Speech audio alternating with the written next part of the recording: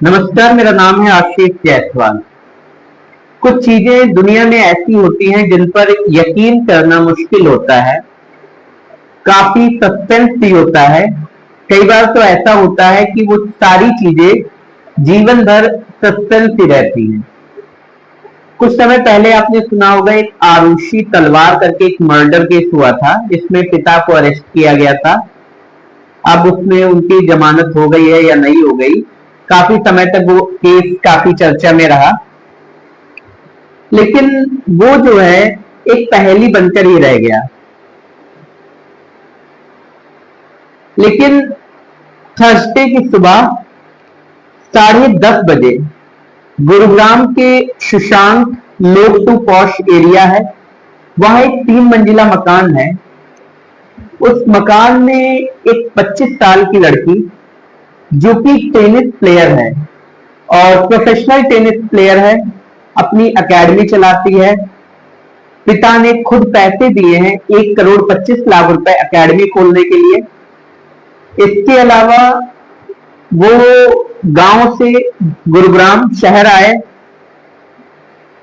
बसने के लिए कि बेटी जो है वो टेनिस की स्टार बन सके। जहां भी जरूरत पड़ती थी, इवन उसने नेशनल लेवल तक खेला। लेकिन कहते हैं कि उसके कंधे में चोट लग जाने की वजह से उसने ये प्रोफेशन जो है खत्म तो नहीं किया, छोड़ा तो नहीं, लेकिन उसने नेशनल लेवल पर खेलना बंद कर दिया और बच्चों को ट्रेनिंग देनी शुरू कर दी, जिसके लिए जो है उसके पिता ने उसको 1,25 लाख रुपए दिए कि वो अपनी एकेडमी बना सके।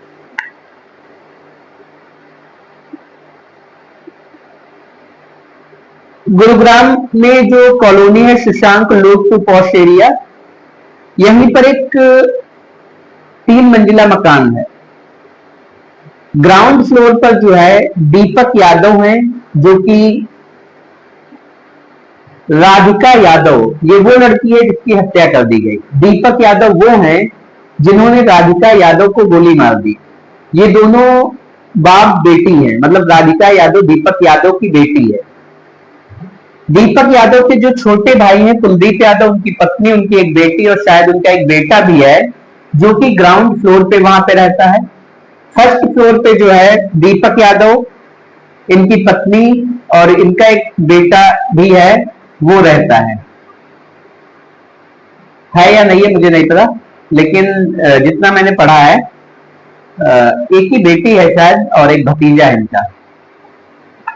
तो कुलदीप यादव उस दिन जो है लगभग 10:30 बजे थर्सडे को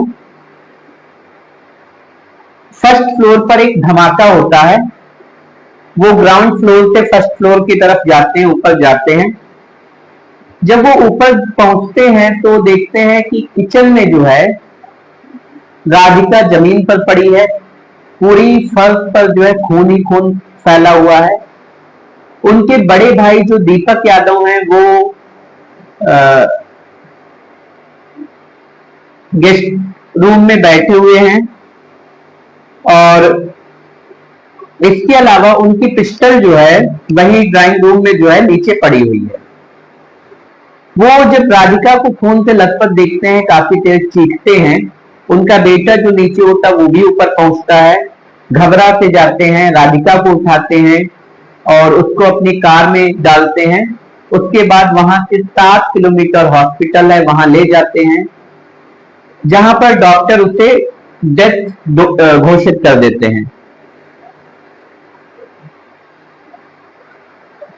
इनकी अगर कहानी देखोगे तो ये काफी अमीर लोग हैं और जितना भी पैसा आता है, इनकी कई सारी प्रॉपर्टीज हैं गुरुग्राम में, कई सारे मकान है जो रेंट से पैसा आता है, किराए से पैसा आता है। और किराया कोई ऐसा वैसा नहीं, बहुत ज्यादा किराया आता है। एक हम कह सकते हैं सरकारी नौकरी से कहीं ज्यादा, 2-3 सरकारी नौकरियां मान लीजिए, इतना किराया आता है। क्योंकि आप अगर सर्च करेंगे अभी गूगल पर या यूट्यूब पर, अब तो वो चर्चा में है, तो मकान जो है वो काफी आलिशान बना हुआ है। मकान नहीं, हम कहेंगे कोठी बनी हुई है, तो काफी अच्छा खासा पैसा आता है और किराए से ही सब कुछ चलता है। 1,25 लाख रुपए जब बेटी को दे सकते हैं कि वो अपनी एकेडमी बना सके, तो अंदाजा लगा सकते हैं आप कितना पैसा है इनके पास। और जो बाद में उन्होंने बयान दिया कि जिस एकेडमी के लिए उन्होंने पैसा दिया शायद वही एकेडमी जो है बेटे की मौत की वजह बन गई। कितना सच है कितना सच नहीं है वो तो जांच के बाद, इन्वेस्टिगेशन के बाद पता चलेगा। तो जैसा कि हमने बताया कि जिस घर में ये रहते हैं वो घर भी बहुत महंगा है, घर नहीं है कोठी है। और इसके बाद जब वो वहां लेके पहुंचते हैं तो वो डॉक्टर से डेथ घोषित कर देता है। जो भी हॉस्पिटल होते हैं, अगर ऐसा कोई केस आता है तो हॉस्पिटल की जिम्मेदारी होती है कि वो जो है पुलिस को आगाह करें। पुलिस को बताया जाता है, पुलिस पहुंचती है। तो अब सबसे पहले दीपक यादव के भाई कुलदीप यादव का बयान लिया जाता है। कुलदीप यादव का बयान लेने के बाद एक टीम जो है दीपक यादव के घर भेजी जाती है। दीपक यादव के घर जब पुलिस की टीम पहुंचती है तो दीपक यादव घर ही पर थे। उनकी वाइफ बीमार थी, वो दूसरे कमरे में थी और दीपक यादव ड्रेसिंग रूम में बैठे थे। पुलिस उनसे पूछताछ करती है, वो ये भी कबूल करते हैं कि उन्होंने ही अपनी बेटे की हत्या की। पुलिस जब पहुंचती है उस वक्त भी जो है खून सब ऐसे पड़ा हुआ था, मतलब उन्होंने कोई सबूत मिटाने की कोशिश नहीं की, उन्होंने भागने की कोशिश नहीं की। सारा कुछ क्लियर था। माँ की तबीयत खराब थी तो वो किसी दूसरे रूम में थे, पिता ड्राइंग रूम में बैठे थे। पुलिस ने जब दीपक यादव की रिवॉल्वर चेक की तो उसमें से 5 खोखे बरामद हुए और 1 बुलेट बरामद हुई जो कि नहीं चल सकी किसी वजह से। अब हम एफआईआर की कॉपी बताते हैं कि आपको एफआईआर में क्या लिखा गया है। एफआईआर में लिखा गया है कि दीपक यादव ने जो एफआईआर लिखवाई है उसमें कहा गया कि दीपक यादव जो है उनका गांव से अभी भी संपर्क है। वो गांव जब दूध लेने जाते हैं तो गांव के लोग जो है उन्हें ताने मारते हैं कि वो बेटे की कमाई खा रहे हैं। उनकी बेटी इंस्टाग्राम पे रील बनाती है और वो एक एकेडमी चलाती है। गांव के तानों से परेशान होकर दीपक यादव ने अपनी बेटी से एकेडमी बंद करने के लिए कहा और उसके बाद जो है राधिका यादव ने एकेडमी बंद करने से मना कर दिया। और दीपक यादव गांव वालों के तानों को सुन सुनकर परेशान हो चुके थे। ये सारी चीजें जो है एफआईआर में लिखी गई है। ऐसा कुछ लिखा गया, सेम लैंग्वेज नहीं है लेकिन ऐसा ही कुछ लिखा गया है। तो ये सारी चीजें हैं। लेकिन अब एक चीज और सुनिए, जब राधिका 7 साल की थी तब से दीपक यादव जो है उसको ट्रेनिंग दिलवा रहे हैं टेनिस की। वो उसे टेनिस, बहुत अच्छी टेनिस प्लेयर बनाना चाहते थे। सुबह 4 बजे उठते थे, राधिका को ग्राउंड में ले जाना, एक्सरसाइज करवाना, जिम ले जाना, उसकी डाइट का ख्याल रखना। कई सारी उसको कई बार बीमारी हो जाती थी तो हॉस्पिटल तक ले जाना, मतलब एक से एक अच्छे डॉक्टर से मिलना, ये सारा काम जो है दीपक यादव अपनी बेटी के लिए किया करते थे। एक कई जितनी भी चीजें उन्होंने की, एक तो उन्होंने कहा कि इंस्टाग्राम की वजह से। तो आपको बता दें कि राधिका यादव के इंस्टाग्राम पे केवल 65 या 67 फॉलोअर हैं, जो कि फैमिली से ही लोग हैं या कुछ दोस्त हैं, फीमेल दोस्त हैं। तो ये तो हो ही नहीं सकता कि, और उसका अकाउंट जब देखा गया वो भी प्राइवेट है। तो इसमें तो कोई वही लोग देख सकते हैं जो उसके खास गांव मतलब घर के लोग हैं, वही लोग। इसके अलावा एक साल पुराना म्यूजिक एल्बम वायरल हुआ जिसमें राधिका यादव देखी जा रही हैं, लेकिन वो एल्बम जो है वो उसमें इतनी शालीनता है, इतने हम कह सकते हैं अपने कल्चर को ध्यान रखा गया है, कहीं पर भी कोई अश्लीलता नहीं है वीडियो में। एक ऐसा वीडियो है जो आप परिवार के साथ बैठ के देख सकते हैं। सो ऐसी कोई भी चीज नहीं है जो उसमें ऐसा हो जिससे कि कोई ताना मारे। इवन ये कहा जाता है कि जो टेनिस प्लेयर होते हैं जब वो खेलते हैं उस वक्त जो शॉर्ट्स पहनते हैं तो ताना उस पर मारा जा सकता था, लेकिन ऐसा कुछ नहीं हुआ। गांव वालों ने कभी उस पर ताना नहीं मारा। तो कहीं ना कहीं ये सारी चीजें फिट नहीं बैठती जिस हिसाब से कहा गया कि हत्या इसलिए की गई। इसके अलावा उसने हरियाणा स्टेट के लिए खेला, नेशनल खेला। तो अगर ओवरऑल देखा जाए कहीं से भी वो कमजोर नहीं है, अच्छी प्लेयर है। जब उसके 2 साल पहले शोल्डर में चोट लग जाती है तो वो टेनिस एकेडमी खोलने की बात करती है। उसके लिए दीपक यादव 1,25,00,000 या 1.25 करोड़ रुपए जो है अपनी बेटी को खुद देते हैं, जमीन मुहैया कराते हैं, उसके लिए जमीन वगैरह जो भी खरीदना होता है वो खरीदते हैं। एकेडमी अच्छी चल रही थी, ट्रेनिंग दे रही थी वो बच्चों को। इसमें भी कोई दम नहीं है कि अगर वो कहते हैं कि एकेडमी की वजह से। म्यूजिक एल्बम की अगर बात की जाए तो म्यूजिक एल्बम 1 साल पुराना है, फिर कोई 1 साल बाद गोली क्यों मारेगा। ऑनर किलिंग का भी मामला नहीं है और कोई लव एंगल भी नहीं है। अब ओवरऑल देखा जाए तो ये इतनी सस्पेंस वाली कहानी है कि कहां रीजन क्या रहे होंगे।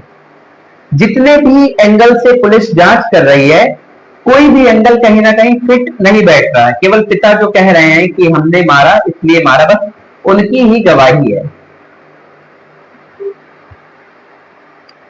अब एक व्यक्ति हैं अजय यादव जो कि इस वक्त दुबई में रहते हैं। वो 2020 से 2 साल तक लगभग राधिका के कोच रहे। उन्होंने कुछ चैट शेयर की हैं जिसमें उन्होंने बताया कि राधिका जो है जितनी मेहनत करती थी उससे ज्यादा उसके पिता मेहनत करते थे, और ये जो सारी बातें कही जा रही ये उन्हें हजम नहीं हो रहे। उनका कहना था कि राधिका से ज्यादा उसके फादर मेहनत करते थे, जो क्योंकि सुबह 4 बजे ले जाना, फिर उसे जिम ले जाना, मतलब पूरा दिन वो उसी में लगे रहते थे। राधिका की जो मां है अंजू यादव, उन्होंने स्टेटमेंट देने से मना कर दिया है। राधिका के पिता को 1 दिन की रिमांड पर लिया गया है, वही आरोपी है इस वक्त। अब 3 ही लोग जान सकते हैं कि उस दिन क्या हुआ। एक राधिका जो अब इस दुनिया में नहीं रही, दूसरी उसकी मां अंजू यादव, तीसरी उसके पिता दीपक यादव, जिनसे पुलिस पूछताछ कर रही है। लेकिन सच क्या है इस पर अभी कुछ भी नहीं कहा जा सकता कि क्या है क्या नहीं है, मामला क्या है। पुलिस अलग अलग एंगल से जांच करने में जुटी है।